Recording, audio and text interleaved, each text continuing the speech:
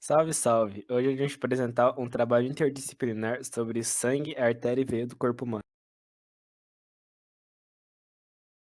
Tudo começa no coração. Ele quem determinará o ritmo no qual o sangue circulará pelo corpo. Se você estiver em repouso, ele levará em média 1 minuto para percorrer o labirinto de artérias e veias. Já quando você faz exercício ou leva um susto, as células demandam mais oxigênio. Por isso, o coração acelera e com ele a circulação também passará a ser outro ritmo. Por exemplo, em grandes artérias, ele atinge 1,5 km por hora. Já em vasos menores, a velocidade cai para um milésimo disso.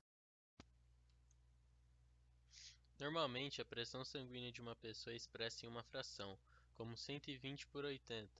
O número 120 refere-se à pressão sistólica e 80 corresponde à pressão diastólica. De maneira geral, o indivíduo saudável apresenta uma pressão sistólica entre 100 mg de mercúrio e 120 mg de mercúrio, e uma pressão diastólica entre 60 mg de mercúrio e 80 mg de mercúrio. A pressão venosa diminui continuamente da periferia em direção ao coração.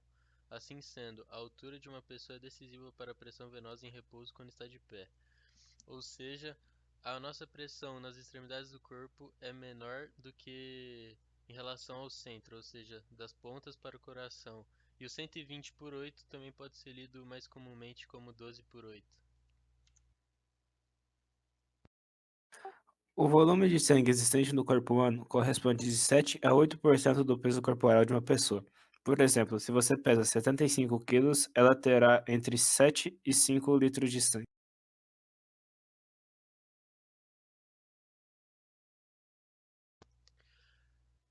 Dentro do sistema circulatório, a gente tem que manter uma pressão constante. Baseado nisso, a pressão é força dividida por área. Assim, a força vem do coração para manter a pressão. Aí se reduz a área para manter a pressão hidrostática dentro do vaso, ou seja, o conceito físico que explica a redução do diâmetro em relação ao quanto se afasta do coração em relação às extremidades é a hidrostática. Cada dia, o coração bate em média 100 mil vezes e bombeia cerca de 2.000 galões de sangue. E quanto mais eficiente for a batida do coração, menor será a frequência cardíaca. Por isso, é ideal que os batimentos cardíacos sejam sempre mais baixos, mas não tão baixos que não permitam que o sangue chegue a todo o corpo. Por isso, existe uma taxa ideal que varia conforme a idade. Até 2 anos de idade, de 120 a 140 bpm. Entre 8 anos até 17 anos, 80 a 100 bpm. Adulto sedentário, de 70 a 80 bpm.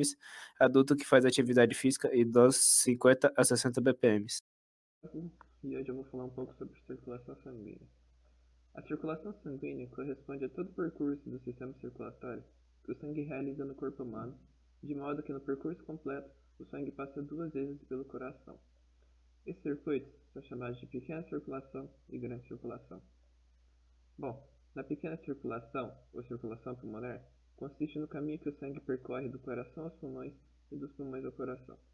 Assim, o sangue venoso é bombeado do ventrículo direito para a artéria pulmonar, que se ramifica de maneira que uma segue para o pulmão direito e outra para o pulmão esquerdo.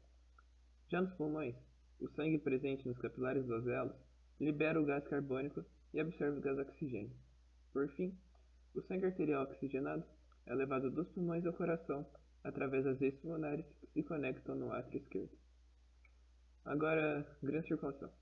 A grande circulação, ou circulação sistêmica, é o caminho do sangue que sai do coração até as demais células do corpo e vice-versa. No coração, o sangue arterial vindo dos pulmões é bombeado do átrio esquerdo para o ventrículo esquerdo. Do ventrículo passa para a artéria aorta, que é responsável por transportar esse sangue para os diversos tecidos do corpo. Assim, quando esse sangue oxigenado chega ao tecido, os vasos capilares refazem as trocas do gases, absorvem o gás oxigênio e liberam o gás carbônico, tornando o sangue venoso.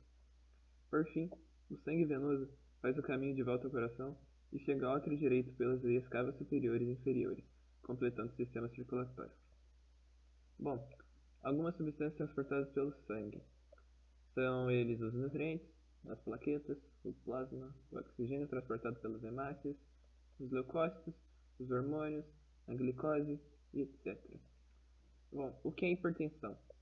A hipertensão arterial ou pressão alta é uma doença crônica caracterizada pelos níveis elevados da pressão sanguínea nas artérias.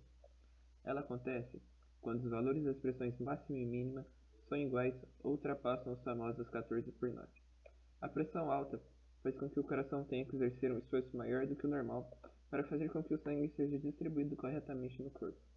A pressão alta é um dos principais fatores de risco para a ocorrência de acidente vascular cerebral, infarto, aneurisma arterial e insuficiência renal e cardíaca. Bom, agora algumas causas que faz a gente ter pressão alta, além de ser herdada dos pais em 90% dos casos, há algumas coisas que ajudam, como o fumo, o consumo de bebidas alcoólicas, a obesidade, o estresse, elevado consumo de sal, níveis altos de colesterol e falta de atividade física. Para finalizar o trabalho, o grupo realizou uma pesquisa com 50 pessoas. E 26% dessas pessoas responderam que seu tipo sanguíneo é O positivo, 10% O negativo, 32% A positivo, 6% A negativo, 8% B positivo, 2% B negativo, 10% AB positivo e 6% responderam ser AB negativo. Perguntamos também quantas vezes a pessoa já havia doado sangue. 62% responderam nunca ter doado sangue, 34% responderam ter doado entre 1 e 10 vezes e 4% responderam ter doado entre 11 e 20 vezes. Perguntamos para os 62% que responderam nunca ter doado por qual motivo nunca tinham realizado o processo da doação de sangue. As respostas mais comuns foram que a pessoa apenas não havia pensado sobre, que a pessoa tem algum tipo de doença que impede a realização do processo, e a terceira mais comum foi que a pessoa tem menos de 16 anos ou mais de 69 anos. E para os 38% que responderam já ter doado sangue, perguntamos quais foram as motivações. As respostas mais comuns foram ajudar o próximo e tinha algum parente ou amigo próximo que estava nesse estado e a pessoa era compatível com ela.